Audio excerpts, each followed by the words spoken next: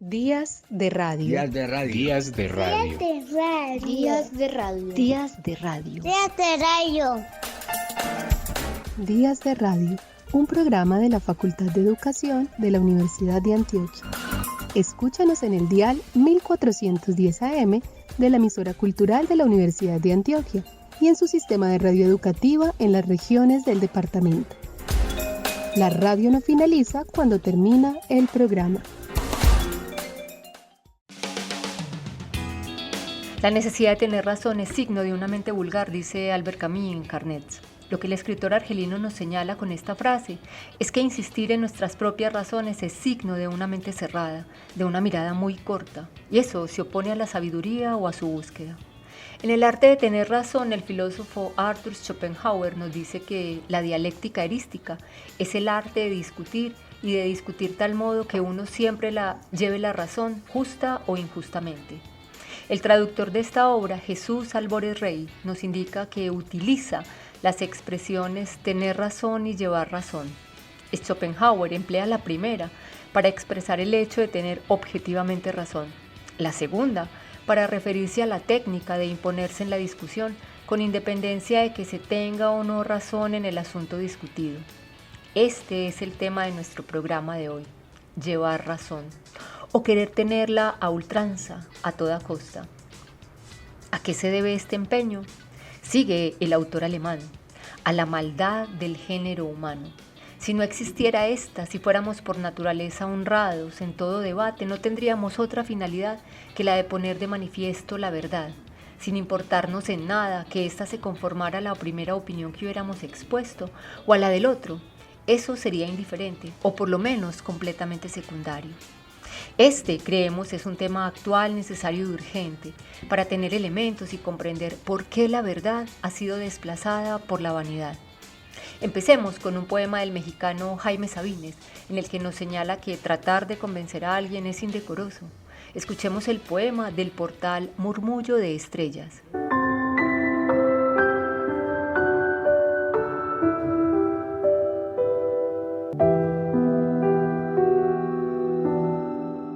No quiero convencer a nadie de nada.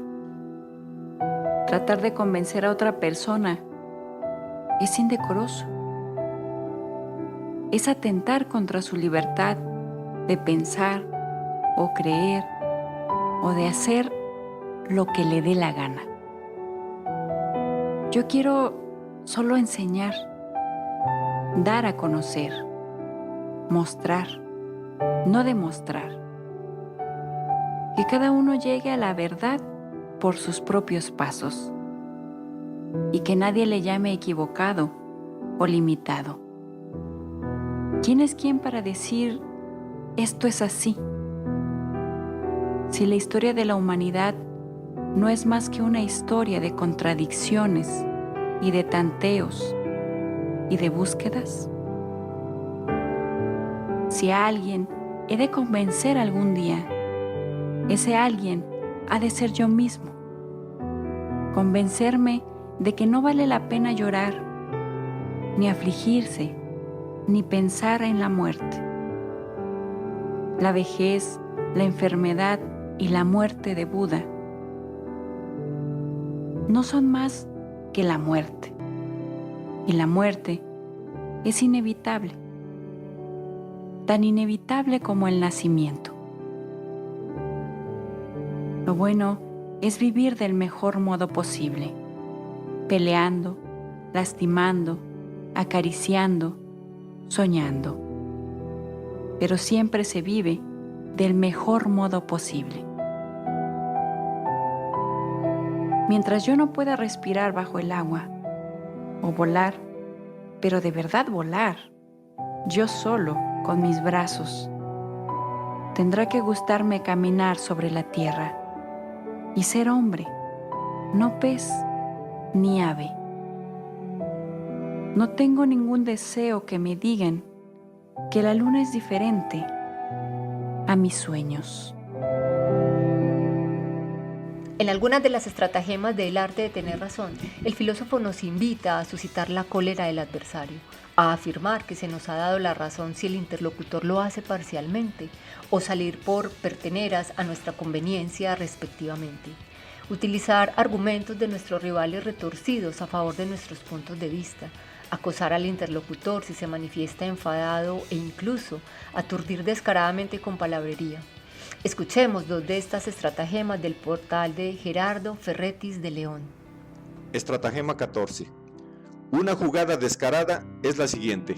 Cuando el adversario ha respondido a varias preguntas sin favorecer la conclusión que teníamos pensada, se enuncia y se exclama esta triunfalmente como si ya estuviera demostrada, aún sabiendo que no se sigue de las respuestas dadas por el adversario. Si éste es tímido o tonto y nosotros poseemos el suficiente descaro y una buena voz, puede salir bien la jugada. Esta estratagema pertenece al engaño producido al tomar lo no fundamentado por el fundamento. Estratagema 29. Si se advierte que vamos a ser vencidos, hacemos una diversión, es decir, comenzamos repentinamente a hablar de otra cosa totalmente distinta, como si tuviese que ver con el asunto en cuestión y constituyese un nuevo argumento en contra del adversario. Esto ocurre con cierto disimulo, si a pesar de todo, la diversión está relacionada, aunque solo sea de forma general, con el tema questionis. El tema en cuestión, o descaradamente cuando solo se usa para huir del adversario y no tiene en absoluto nada que ver con el tema. Por ejemplo, alabé que en China no se conceden cargos públicos por nobleza de cuna, sino que todos se otorgan como consecuencia de exámenes. Mi oponente afirma que precisamente el saber no capacita más para el ejercicio de un cargo público que la excelencia del nacimiento, que él tiene en mayor consideración, mas ahora estaba perdido. Enseguida hizo la diversión, aduciendo que en China se castiga a todos los estamentos con bastonazos, lo que relacionó con el consumo excesivo de té, dos cosas que reprocha a los chinos, quien a continuación se dejase enredar por esto, habría sido desviado y perdería con ello la victoria que había estado a punto de obtener. La diversión es descarada cuando abandona por completo el asunto en cuestión y ataca con algo parecido a esto. Sí, y eso que usted afirmaba recientemente, en cualquier caso, etc. Pues esto ya se corresponde en cierta manera con el ataque personal, del que se tratará debidamente en la última estratagema. Considerada en sentido estricto, la diversión es un estadio intermedio entre el argumentum ad personam, el argumentum ad hominem. Cuán común y natural es este estratagema, lo confirma toda disputa entre gente vulgar. Cuando uno hace al otro reproches personales, este no responde con su refutación, sino con recriminaciones personales en contra del adversario, dejando sin responder los reproches que a él se le han dirigido y admitiéndolos igualmente. Hace como Escipión, que no atacó a los cartagineses en Italia, sino en África. En la guerra, tal diversión es muy útil cuando se hace a tiempo. En las disputas es mala. Los propios reproches se dejan sin respuesta y el auditorio llega a conocer lo peor de ambos contrincantes. En la discusión se utiliza faute de mieux, a falta de algo mejor. Pistorius, uno de los personajes de la conocida novela Demian de Hermann Hesse, pronuncia una sentencia que sirve para seguir con nuestro tema. Las cosas que vemos son las mismas cosas que llevamos en nosotros. No hay más realidad que la que tenemos dentro. Por eso, la mayoría de los seres humanos viven tan irrealmente, porque creen que las imágenes exteriores son la realidad y no permiten a su propio mundo interior manifestarse. Se puede ser muy feliz así, pero cuando se conoce lo otro, ya no se puede elegir el camino que elige la mayoría. Este fragmento de la obra de Hesse nos sirve para hablar sobre el mito de la caverna, una alegoría para seguir con el tema de tener razón. Platón, en su diálogo más representativo y más famoso, es decir, La República, nos narra lo que conocemos hoy por el mito de la caverna, el cual nos expone su famosa teoría del conocimiento, es decir, el proceso que siguen las personas hasta alcanzar el conocimiento de lo verdadero. Bueno, a decir verdad, el mito de la caverna no es un mito realmente, es una alegoría. Llámale relato si prefieres, o ya en buen cristiano llámale parábola, aunque eso sonaría un poco extraño. Pero bueno, para los efectos del caso funciona exactamente igual, es decir, se trata de una historia ficticia que tiene como finalidad representar una idea filosófica. Dice Platón que en una cueva muy oscura hay unos prisioneros que han permanecido ahí desde su nacimiento. Estos prisioneros están encadenados a una pared que le dan la espalda y solo pueden ver lo que tienen enfrente, es decir, un muro rocoso, el muro de la caverna. Como si esto no fuese ya lo suficientemente extraño, que más parece un examen de matemáticas, detrás del muro de los prisioneros hay una fogata y delante de la fogata hay un camino donde pasa mucha gente. La luz de la fogata se proyecta hasta el muro rocoso que ven los prisioneros, de manera que estos señores solo ven las sombras de la gente que pasa a sus espaldas, y así ellos se deleitan todo el día viendo estas figuras imprecisas. No saben qué cosas son exactamente, qué cosas son esas figuras que componen su realidad, puesto que los prisioneros han vivido toda su vida ahí, en ese lugar, y no han visto o han sido capaces de ver otra cosa. De modo que si pasa un señor con un casco con cuernos, piensan que existen en la realidad hombres con cuernos, y si ven a una señora que sale con un sombrero con plumas, piensan que a las mujeres les salen plumas de la cabeza. Y ya por último, si ven a una persona caminando de la mano con dos niños, el conocimiento de la realidad de los prisioneros los llevaría a pensar, por ejemplo, que existen seres amorfos de 3 cabezas y de 6 patas, los cuales están unidos por una extremidad larguísima que conecta a 3 dorsos. En fin, los prisioneros advierten un mundo muy extraño a partir de las sombras, pero ellos no saben que se trata de una ilusión o que solo es el reflejo de un mundo real. La cosa es que un día un prisionero escapa de la pared y decide ir a conocer el mundo real. Al principio, este prisionero se asusta de lo que está viendo, porque nunca había percibido tantos detalles. No conocía, por ejemplo, los colores, las texturas, las formas definidas, y mucho menos la luz directa del día, ya que toda su vida había estado viviendo en las sombras. Así que durante un rato se siente perturbado porque no puede creer lo que está viendo. Le cuesta creerlo, de hecho, e incluso llega a considerar regresar al mundo de las sombras, que es más sencillo de comprender. Pero conforme fue pasando el tiempo, sus ojos se van acostumbrando a la luz del día y todos los detalles del mundo comienzan a ser percibidos de una forma más clara y más precisa.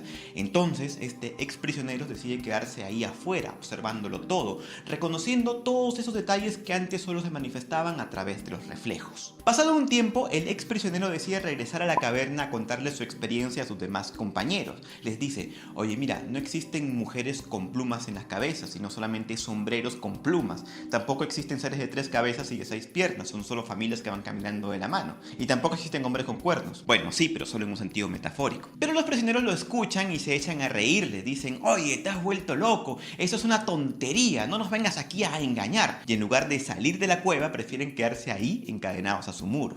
A todos nos ha pasado algo parecido, porque en primer lugar todos hemos nacido en esa cueva y en algún momento de nuestra vida, si no muchas veces, alguien nos dijo algo verdadero en lo que no creímos y encima lo tildamos de loco y preferimos quedarnos encadenados en la cueva mirando las sombras. Pero en segundo lugar, también nos ha pasado que la experiencia de conocer nos resulta doblemente dolorosa. Nos cuesta conocer lo verdadero, es difícil, es complicado porque comprender un nuevo mundo implica destruir otro al que ya estábamos acostumbrados. Para conocer nos es necesaria mucha paciencia, tiempo, tenacidad y perseverancia, más aún para regresar hacia donde están los que permanecen en la oscuridad. Nota lo hermoso de este pasaje porque no es casualidad de que Platón nos relate la historia de alguien que sale a conocer al mundo y acto seguido el primer impulso que tiene es un impulso multiplicador, es decir, vamos a compartir esta experiencia con mis compañeros, que es lo que dice el exprisionero luego de hacer suyo el conocimiento. Y aquí es donde la experiencia se vuelve dolorosa por segunda vez, porque es el momento en el cual te tildan de loco y te buscan imponer la ignorancia con sofismas tipo: todos sabemos que las cosas son de esta manera, no vengas aquí a cambiar lo que ha funcionado toda la vida. Cosas con las que muchas veces uno tiene que retroceder y decir: vale, como quieras, como para no evitar problemas, porque como se dice, la ignorancia muchas veces es atrevida y otras tantas veces resulta peligrosa. Pero bueno, ese es el precio de conocer, el cual en cierta forma te hace impopular, porque si bien todos hemos nacido en la cueva, son muy pocos los que se atreven a salir de ahí. David Lorenzo Carriel, en una nota sobre Schopenhauer para Epic, dice: discutir y dialogar, ejercer el dominio de la palabra resulta imprescindible en la formación ciudadana para que participen de sus asuntos personales y públicos con provecho. Asimilar las tretas que ofrece la razón y la imaginación humana no solo nos permite utilizarlas, sino reconocerlas y contrarrestarlas. Cuando escuchamos un debate sobre el estado de una nación, el discurso de un candidato político o una exposición de programas de gobierno ante unas elecciones, haber aprendido a manejarse en los rudimentos del lenguaje nos permite no ser engañados, volviéndonos capaces de oponernos a planteamientos ajenos, más allá de pataletas infantiles y del simplón enroque en un relativismo que no existe. La realidad que no necesita ser reconocida para existir siempre acaba imponiéndose tarde o temprano. Será la ética la que juzgue la valía de cada cual. A continuación, una aproximación a la ética de Schopenhauer del portal La Repostería.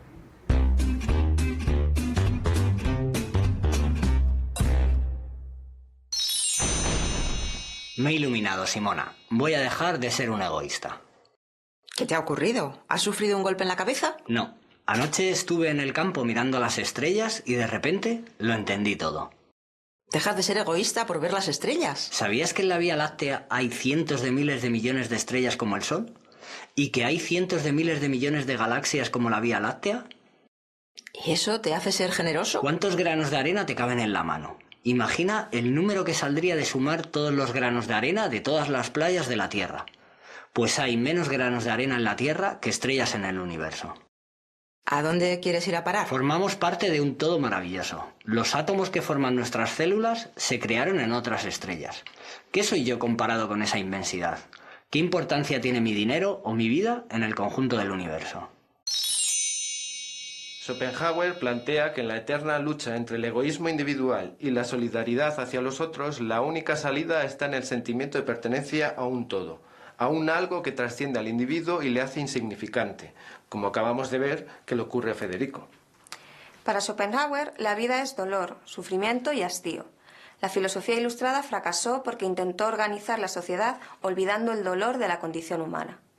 El origen de todo no es un yo teórico, trascendental, sino la voluntad que produce el peor de los mundos posibles, un mundo regido por el sufrimiento. Esa voluntad es un principio cósmico que busca la persistencia de la existencia y se objetiva en deseos o apetencias que nunca pueden ser satisfechas. La satisfacción de un deseo es inevitablemente seguida por otro deseo aún no satisfecho o por el tedio. La felicidad, por tanto, es una ilusión y la vida es una carrera hacia el deterioro y la muerte. La voluntad desea la vida, pero esa voluntad es puro egoísmo, porque toda acción se realiza desde el interés individual. Abolir el egoísmo, como defiende la moral, significa renunciar a la vida. Pero aparte del egoísmo, Schopenhauer también reconoce que existe una moral intuitiva que se muestra en la compasión. El individuo se debate entre el egoísmo y la compasión. Solo con la autonegación es posible trascender la particularidad y alcanzar la virtud. Para ello, Schopenhauer utiliza el concepto hinduista de Maya, que quiere decir que la realidad es una ilusión. La diferencia y la individualidad son un gran engaño. Contra el egoísmo, el remedio es el sentimiento del todo. La persona buena no distingue entre el yo y el tú. Se reconoce en todos los seres. No soporta el sufrimiento ajeno, tampoco el de los animales. Desde estas premisas, la muerte no es una desgracia, sino un signo de vida. Solo teme a la muerte quien tiene un anhelo de existencia individual. Aunque parece que Schopenhauer se acerca a cínicos y estoicos, no se identifica con ellos porque ambas filosofías son eudaimonistas. Para Schopenhauer la felicidad no es el fin. El ascetismo se busca por sí mismo, porque a través de él se llega al conocimiento desinteresado y al placer estético. Para Schopenhauer, buscarle un sentido al mundo es estéril. Es mejor buscar un sentido a nuestra condición humana, a nuestro sufrimiento. Si sufrimos es por nuestra individualidad y nuestro egoísmo. Para dejar de sufrir solo hay que suprimir el yo, el ego. ¿Crees que esto se aplica a tu caso? Si dieras menos importancia a tu ego, a tu interés individual, ¿sufrirías menos? ¿Serías más feliz? Hemos recorrido unos 2500 años de filosofía occidental para llegar a la misma conclusión que el hinduismo ya enseñaba en el principio de los tiempos. Hay que eliminar la importancia personal y acabar con el ego para darnos cuenta de que formamos parte de un todo. ¿Es posible que la filosofía racional y la religión mística compartan las mismas conclusiones? ¿Por qué hemos seguido caminos tan diferentes en Oriente y en Occidente para llegar al mismo destino? ¿O es que el significado de estos conceptos es diferente en manos de hinduistas y en manos de los filósofos?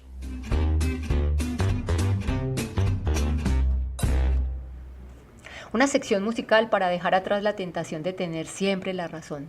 Nuestro autor de cabecera en este programa, el filósofo Arthur Schopenhauer, consideraba que la música es un oráculo que podía revelar la verdadera esencia del ser humano. Empecemos. Proof es un rapero mexicano que tiene como principales influencias a Kafka y Faulkner. Dice, en realidad mi gran influencia fueron escritores. Mi tío me contó alguna vez, cuando yo era aún un niño, un cuento de Cortázar llamado La noche boca arriba, y me enganché. Me preguntaba cómo era posible lograr algo así escribiendo, y el resto fue dándose de manera natural. Traemos para ustedes la canción El mito de la caverna.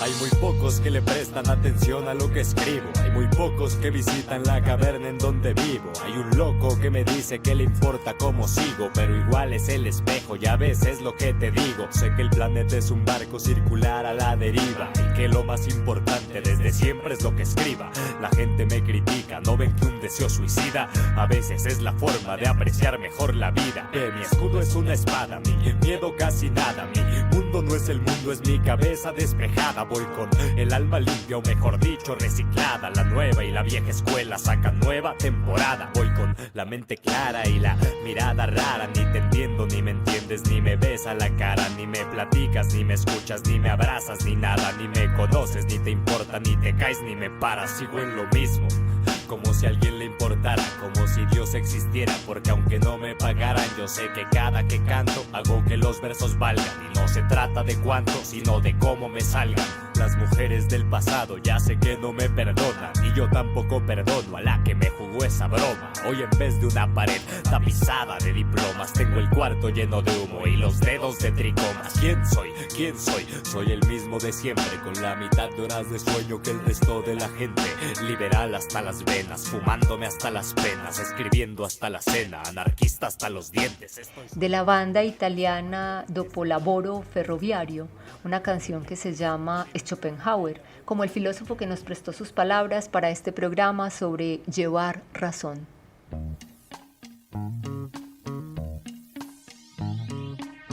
Forse dovresti rivedere le tue affermazioni. Che cazzo sta dicendo? Forse dovresti riconsiderare le tue azioni. Che cazzo sta facendo? Dovresti essere più pratico, non siamo a scuola.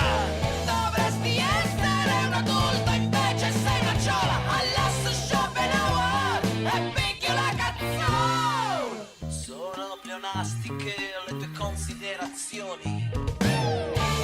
Faccio incazzato. Forse dovresti ridimensionare le tue aspirazioni. Sicuro mandato.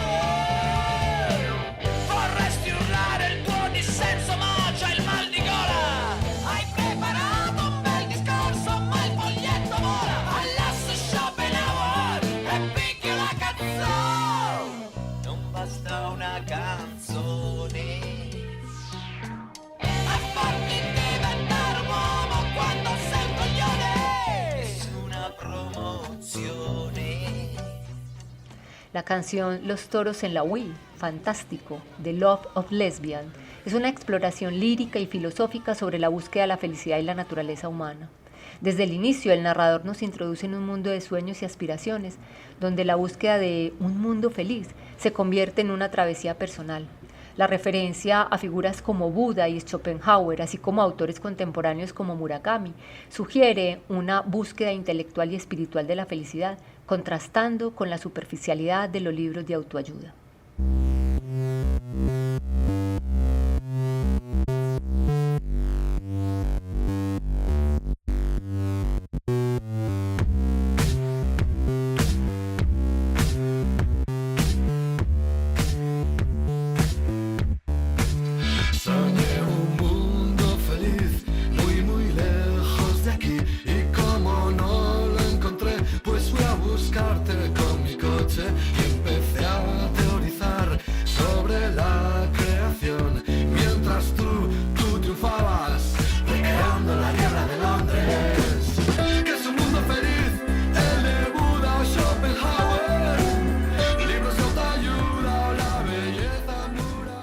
Días de radio. Días de radio. Días de radio. Días de radio. Días de radio. Días de radio.